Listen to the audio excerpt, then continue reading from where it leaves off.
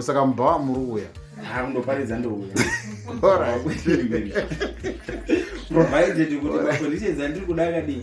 Akanaka. Alright. Kuti ndizobuda ndiri mukoma Caleb muziya. Okay, thank you so much. Ndofunga vane mabhawa vatozviona kuti pane munhu ari willing kuyakoridza. Chitipewo masocial. Hello guys, ndinokukwazisai mose vanhu vepaintaneti, vanhu vepafacebook. Nhasi ndinani guru.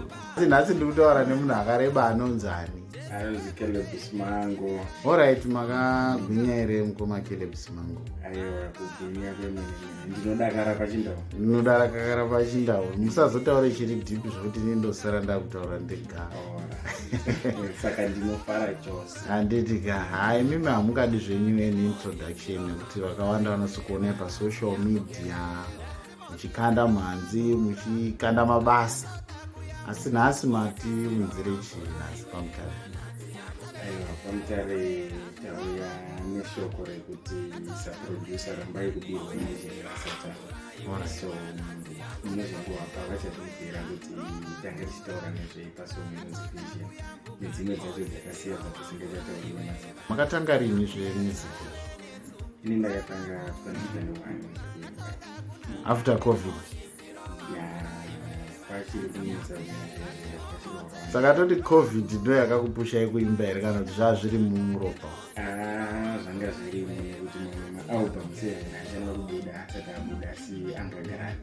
Alright, okay, munoimba musambo gospel chete zvoti baba Harare vakati yaitiroijiti hamutombotarisi kwaari? It now depends nekuti vauya vakapfekei. Alright. Saka in other words munoimba chero hip hop, saka chero Holiday akati yatimbe munoimba? Handingatangi ndaita kuti handimbi, pamwe Holiday anoyachiimba pabhiti dandofarira. Saka ima hamuimbi gospel music, munongoimba zviri pabhiti? It's more like ngatiti baba macheso akati ngati malyrics angu anenge ari gospel. Alright. Handichatoti hip hop bhiti nekuzodai kuyawatisingagoni, but malyrics ndo gospel yacho. Iye kuti chinongonetsera music ukati ndenda kuzviona kuti music pane comparison kawaita. Saka nganditi inini pa next 5 years totarisira kuti India yese inenge yakuziva kuti kuna mukoma Caleb Simango panziro dzechitendero. Alright, ngoma Caleb, makamboita macollab ndakaona.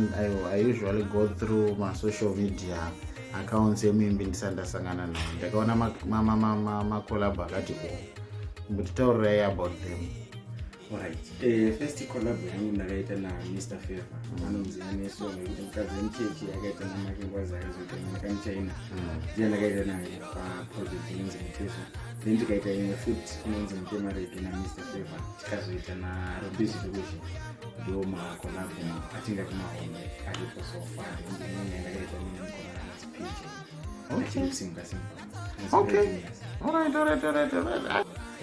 Koma Caleb, ndikakuti uyai izvezvi kubhawa rangu rinonzi wasarira bhawa uye muri wemhanzi unodai? Mukandidana uchiti bhawa zvaizvi handizivi kuti kune zvoitikei. But ani ndo kuna vanhu vamuda kutendeutsa here? Exactly. Chaiko kune vanhu vari kuda kudi kutendeuka. Saka mui ndinotanga ndatomboita assessment yakasimba. Mutanga mauya muchiona tisingarove zvedu madoro ari serious kubhawa, asi munouya here?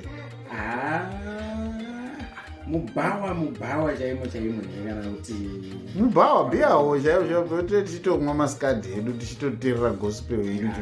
Munozondirasira masikadhi. Wasaka munotya kurasirwa masikadhi?